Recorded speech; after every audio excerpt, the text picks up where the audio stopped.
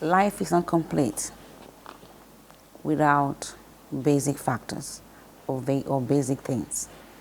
Some see basic things as just food, clothing, and housing, but you know that there are more to it. For man to be satisfied or for man to be satisfied, he needs food, housing, of course, clothing, sex. Now, today we have animals having sex with humans, humans having sex with animals. You understand? And we need to be educated as a people. And education, they said, charity begins at home. This is the Kaine Kranda show. Welcome to our Pillow Tech section.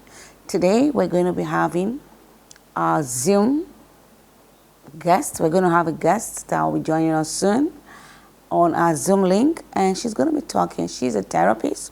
She's a consultant. She's a sexual health consultant. She's going to be educating us how to speak to the young generation, how to speak to our children. You don't want to miss this, because you're going to learn a lot from this, how to speak to your kids, educating them about sex. Take a seat, let's have a chat. What's going on with you? Something fun, something new. Let's see what we get up to. It's time to talk. Ladies and gentlemen, I want you to make welcome Mrs. Ope, yeah, our sexual health consultant. You're welcome to the show. Thank you so much for having me. Yeah, it's our pleasure to have you, honestly. Yeah, so we just go straight to the point. So tell us a little bit about yourself. Okay, so in a nutshell, I'm Ope. I am obsessed with helping adolescents and children to lead better lifestyles because, like, I think I grew up in a very protective family, a family where there was love, there was protection. And in my head, I imagined that that was how all families were until, you go to secondary school, you go to university, and you see the struggles your peers are having, like with their families, with their parents and things like that. And I was like, okay, so my family is not the prototype of how other families are. And so I started seeing gaps, and I started seeing from primary school, I started seeing issues around sexual abuse. Secondary school, I had classmates who would say, oh, my uncle is touching me, my cousin is touching me. This was at GSS3. So after school, I knew that, okay, I had the opportunity of having it good. I can sort of help them to like bridge that gap. And also my parents became a lot of parents to some of my friends, some of my classmates, some of my colleagues, just so that they have that mentorship, because I had that mentorship and a lot of individuals don't have that mentorship and they go through life and they struggle. So I think that's me in a nutshell. Okay, you know what? Let's just start asking. So why did you choose to be, you've already said that. Why did you choose to be sexual? Yeah, why did you choose to do what you're doing? Okay, so like I said, I had access to so many issues around abuse, but I would say that during my youth service, I served at the Ministry of Women Affairs, and you will see so many cases. And it even stopped at Women Affairs. After Women Affairs, I came back to Lagos because I served in Cross River, Calabar. I came back to Lagos and I said, okay, what can you do here at home, like to help like young people around you? So I interned at an organization called Project Alert on Violence Against Women, and I was overwhelmed. I had cases where 6-month-old babies were abused by their dads. You see a 4-year-old child by the father, like the father would abuse this child. I saw several cases around abuse, and I started going to secondary schools to say, okay, you know what are the issues you're going through with the children in your school? And the truth is, every time their responses come back, it's something that has to do with either abuse or bullying in children.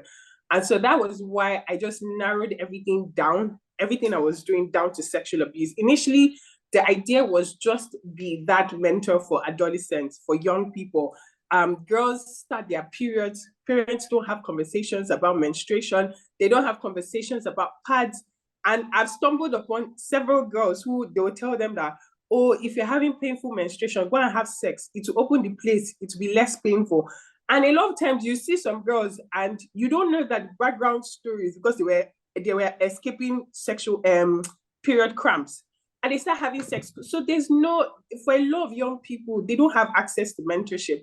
So I just said, okay, sex is a major thing, is a major issue. I've worked with girls who have been they've had pregnancies when they were teenagers. So there are just so many gaps around sex. And I'm like, I'm going to focus on this area. So I think that's it, basically.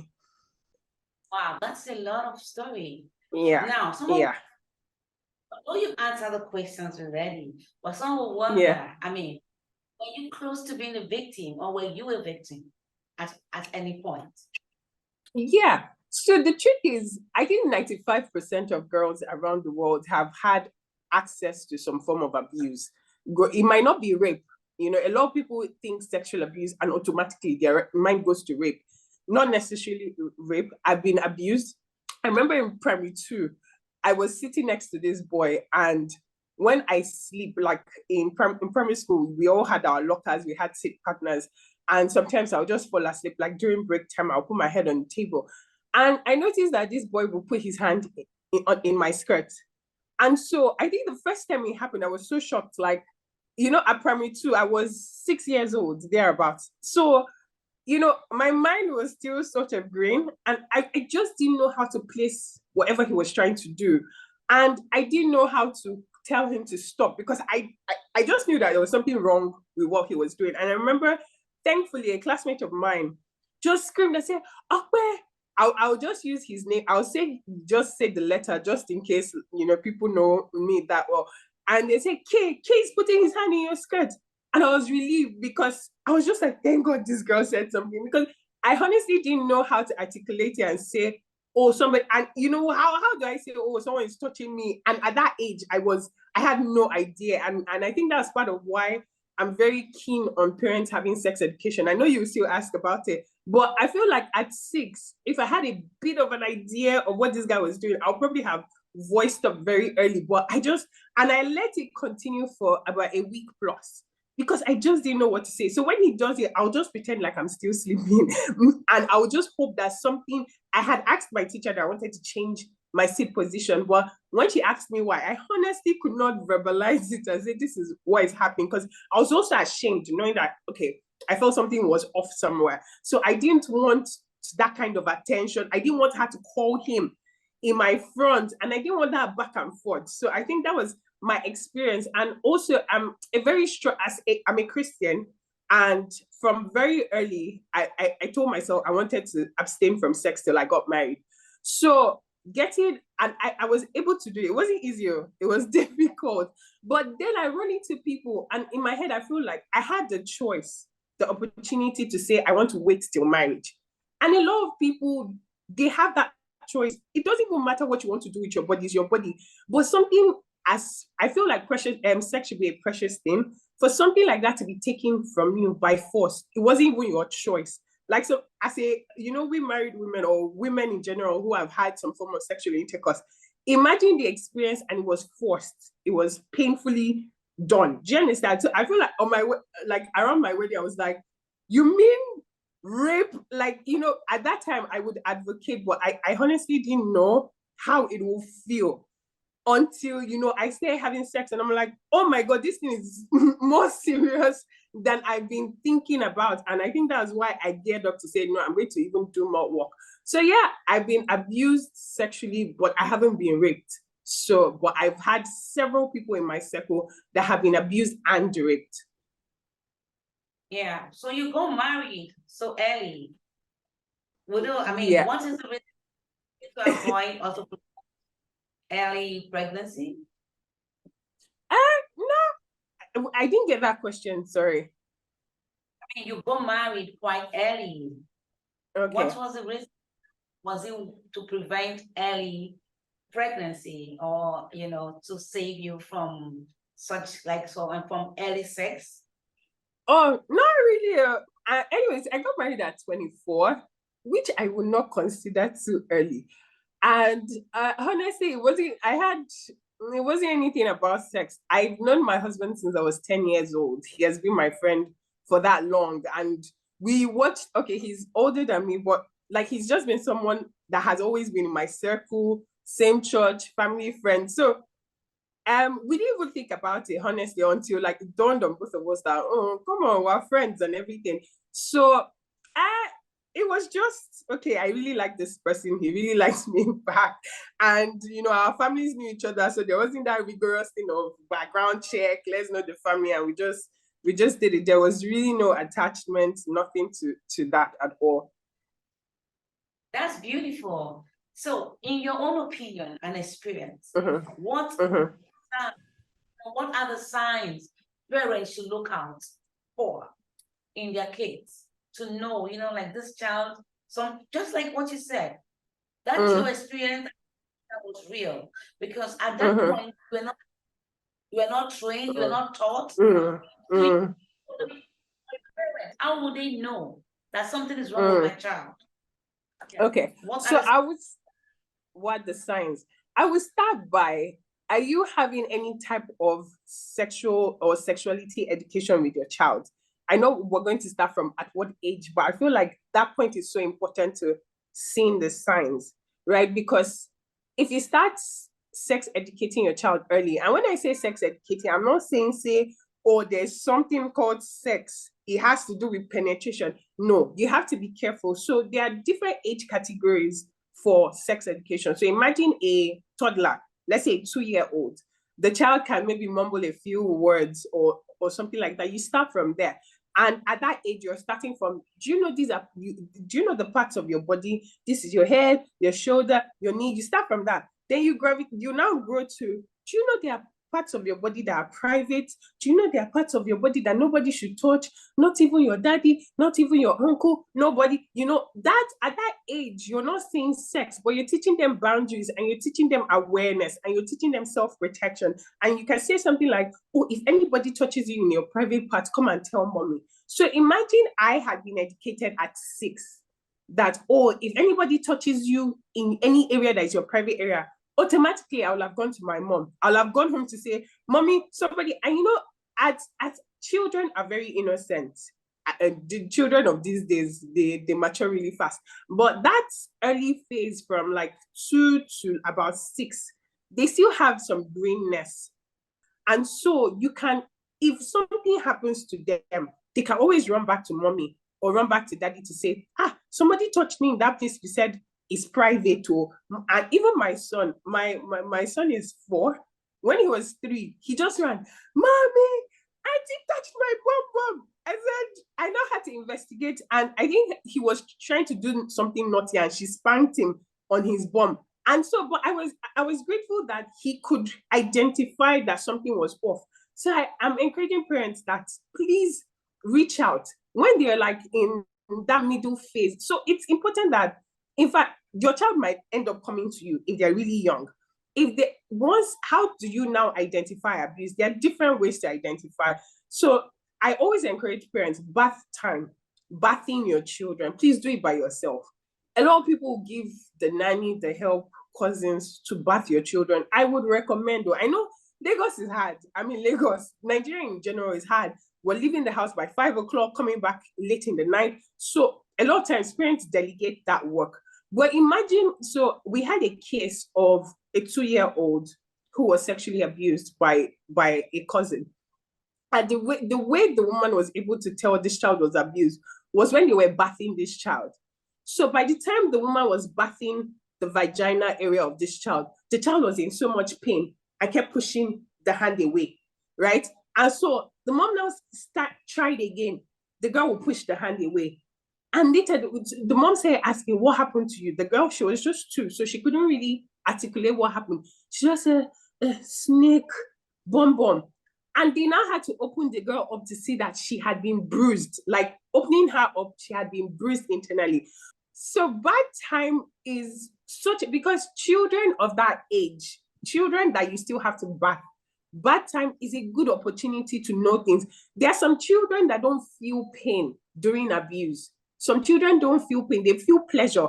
Because if the abuser is an ogbolo, like somebody who has groomed the child, made it sexually pleasurable for the child might not feel pain. And the child might, so if you're about to bath the child in the vagina area for a girl, she might be excited, like, for a child, there should be innocence. If that place should be indifferent to you at that time. So if you're putting your hand towards your child's vagina and she's all ticklish and giggly, then you have to investigate to know, come, what is going on? Has anybody, and please, parents, when you see signs of abuse, don't attack, don't panic, don't overreact in front of the child for different reasons. I know we'll go back here, but for different reasons, because if, for example, a 4-year-old, I've seen too many children abuse cases. Maybe that's why I'm not showing too much emotions. But imagine a 4-year-old who has been sexually abused and she has been groomed.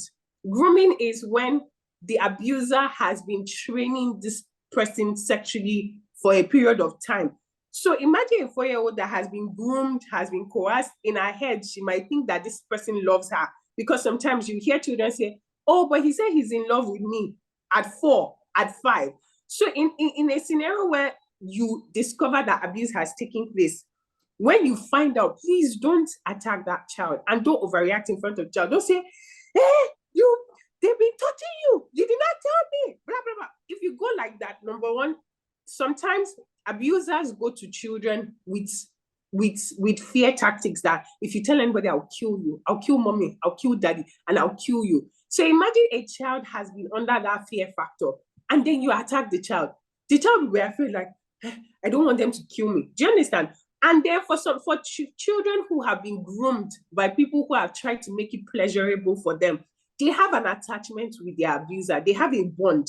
In their heads, they have a relationship. As young as they are, they feel like, oh, this person loves me. So when you come attacking, they will protect their abuser. Say, no, he didn't do anything. No, he didn't do anything, because they feel some form of need to protect that abuser. So just say it calmly, like, has anybody touched you in your private area? And something, and just ask questions. For teenagers, there are different things. I've been talking about toddlers. For teenagers or children from, like, say, 8 to 13 to 15, you need to notice a change of behavior, right? If your child is probably the outgoing type, the happy type, if your child is that kind of child and all of a sudden you notice a withdrawal, they're not talking anymore, please know that puberty can do this to a child. So if you see that your child's characteristics are changing, don't say, hey, my child has been abused.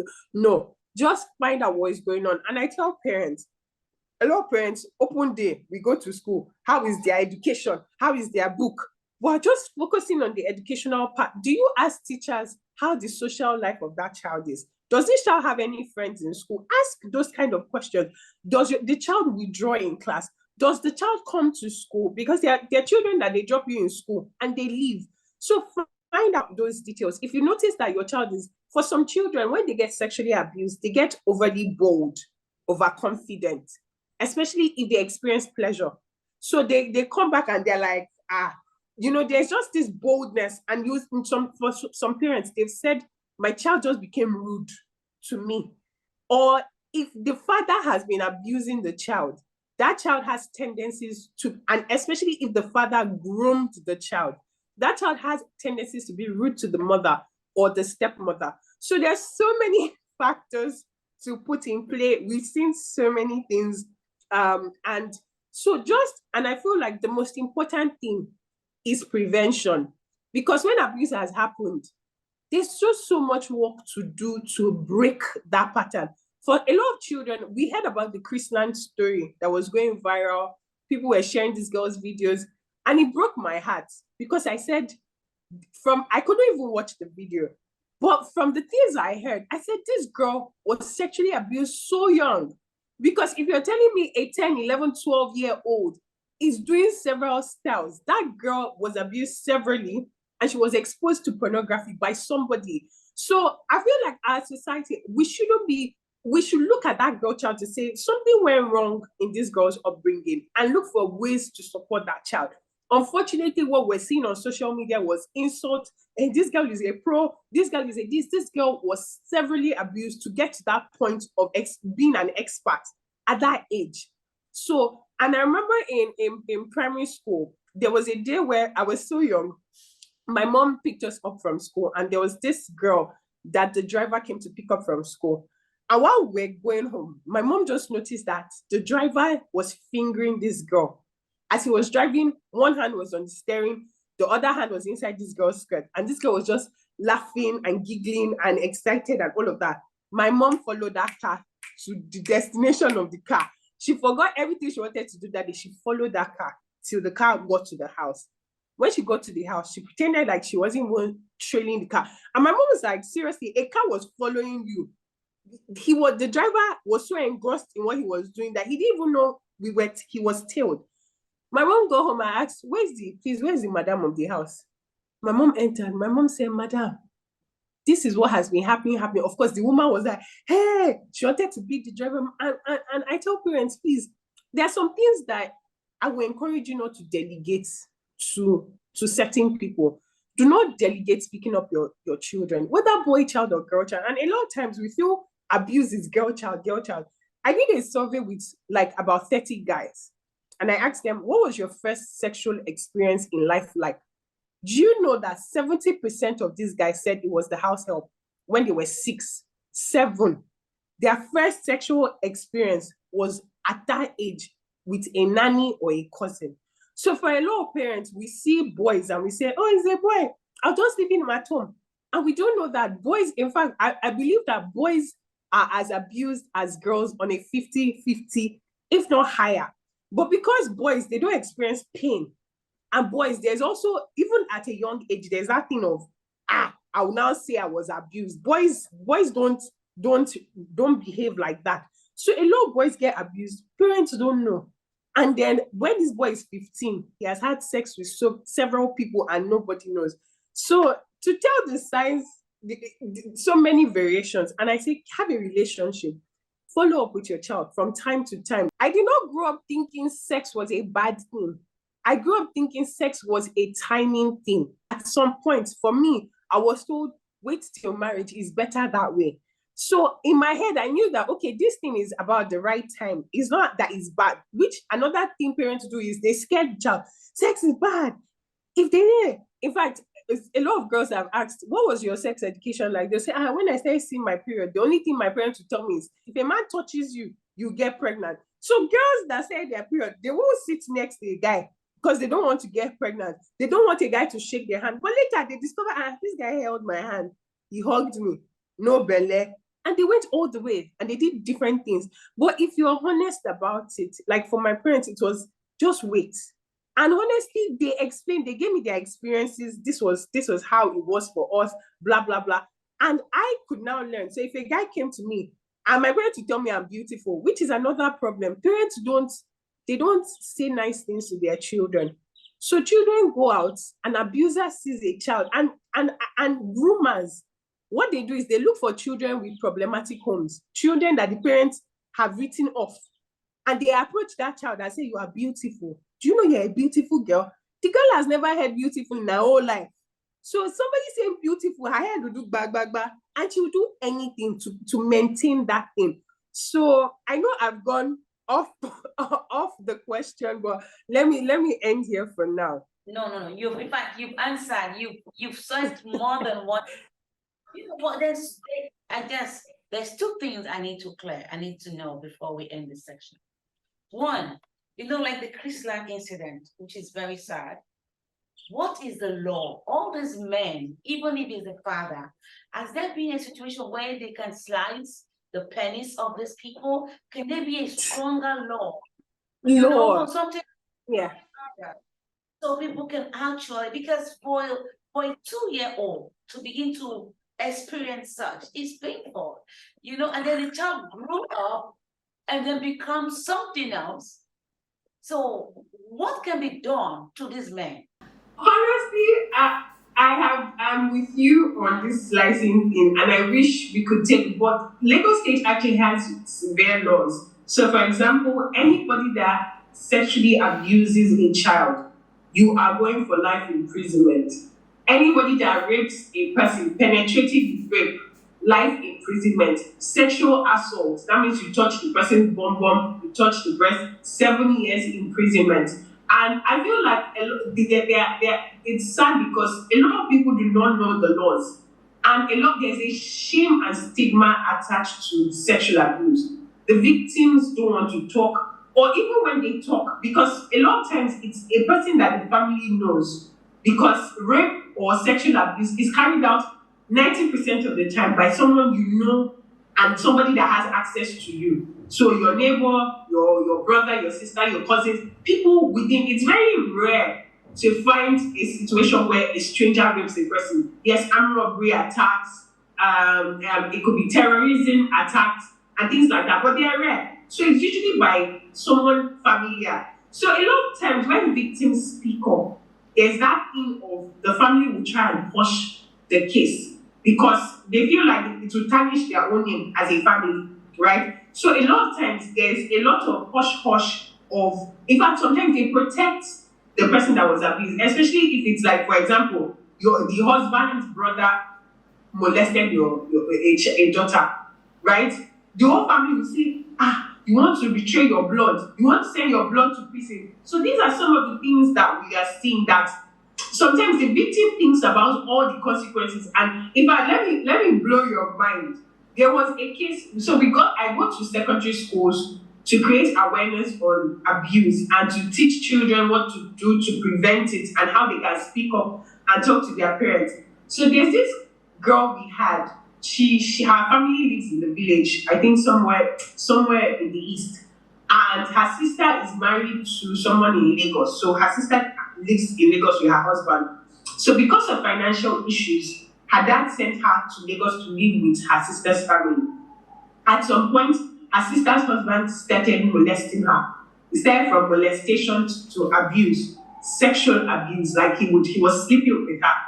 And she didn't know what to do. She didn't know how to tell her sister. She didn't know what to do. So when we went to the schools, this girl reached out to say, Auntie, this thing you're talking about is happening to me. My sister's husband is sleeping with me. When I heard it, I reported it to the organization with. And we called the father of this girl to say, Daddy, do you know this is what is happening to your child? Do you know what this man told us? He said the girl is an ungrateful girl. He said, is it not this man that is taking care of our family? So she's paying your school fees. And if all you have to pay is your bum, if that's the only thing you can, this is a girl that is like 15. If all you have to pay is this, someone that's been taking care of you, he called her an ingrate. In fact, it blew our mind. I was just like, for a father, do you understand? That's you know that for fathers, they are usually more protective. Do you know that we now have to call the sister that, see, this is what is happening. When the sister heard, her mind scattered. What hurt the sister, that's the wife of this man, what pained her the most was not the abuse her husband was doing, was what their father said. That how can our father say that's all? So we see things, it's so there are laws that protect. We've had a 4-year-old case that this man will sleep with this girl, then he will give her biscuits after everything or before. He'll give her biscuits, he'll buy her sweets, and he was touching this girl.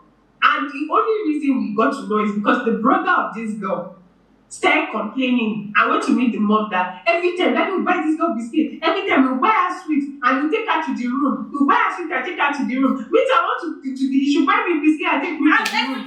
The mother said, buy biscuit and take me to the room. And they had to set him off. And that's how they caught this man. So there are things happening. We've had a 6-month-old baby. 6 months baby. That the mother of this child, the mother said, when this baby is naked, her husband will be having an erection. I said, what? I said, what? Do you know that this woman did not tell us? This woman found out that this man he will be inserting his finger in the vagina of this baby. And this thing happened till 9 months. Guess how we found out? The man sent this woman out of the house. She came to the office and started saying, Hey, this man has been touching this girl since she was 6 months. We said, are you in the house? Why are you talking now? He sent you out of the house. I said, we're going to lock this woman up because you're aiding and abetting. And economic power is key. See, women are seeing things, and because there's no source of livelihood, there's no source of income, they endure everything. I'm not saying separate and I don't want to scare women. See, there are good men out there. It's not every man that sleeps with their child. It's not every family that has this kind of problem. But if you are still in the dating phase, if you are still a single person, please, there's a lot to look out for before you get married. There's so many things to look out for. Ask about past relationship. Ask neighbors. Ask people questions. Who is this person? And then also for women, because women too, there are some women with point. It's not just love.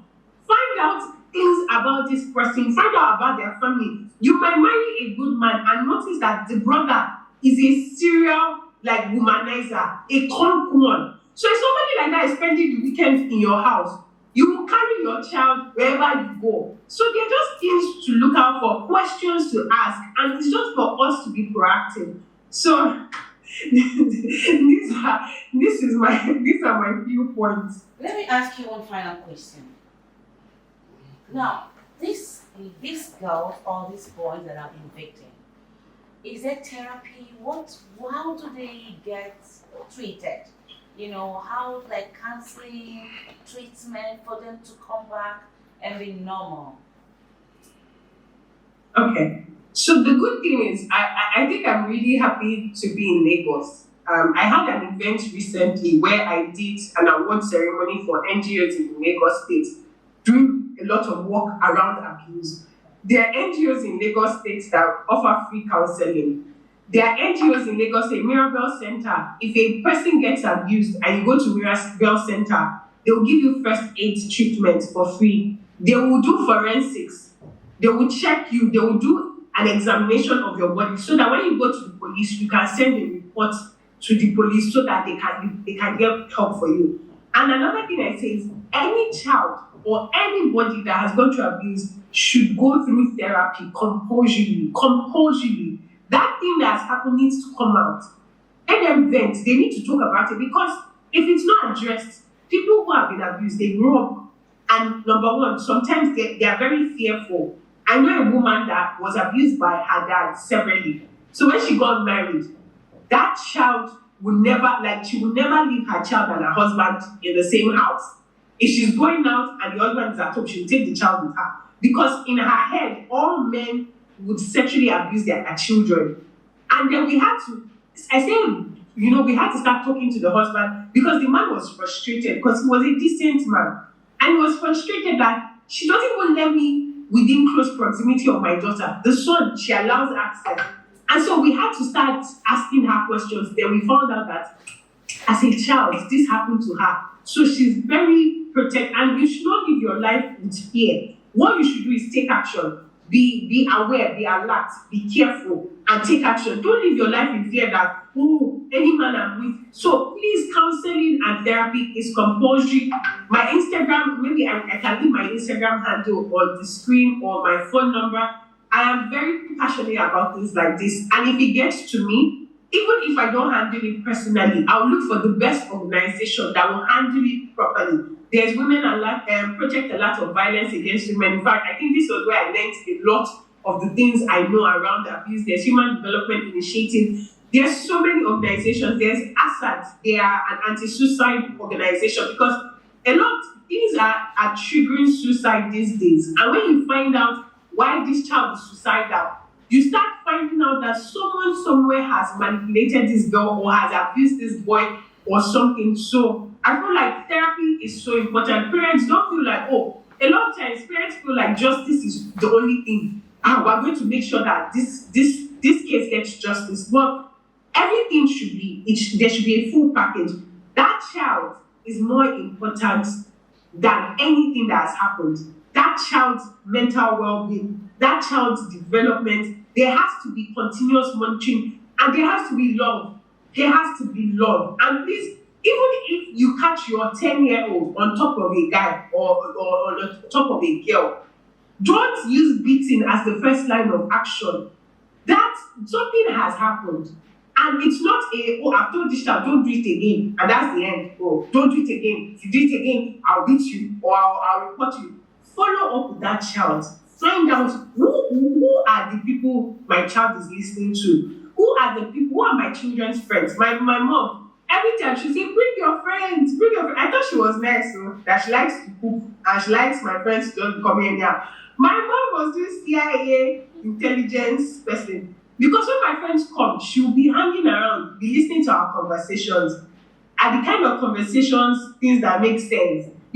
Just those kind of things. See, meet your children's friends. Meet the parents of your children's friends. Because if your child is going to that person's house, they're going to have access to that family. Do you know your children's parents' friends? So let's check. And another thing is, when you sex educate your child, remember that they're going to an exposed world. They're going to schools where other children from other families will mix. So please check on the social circle of your child. And in fact, my mom was known to all my friends so that she can make sure everybody's brain is okay and not just so that. I think those are some of the ways. Follow up to the end as they are growing.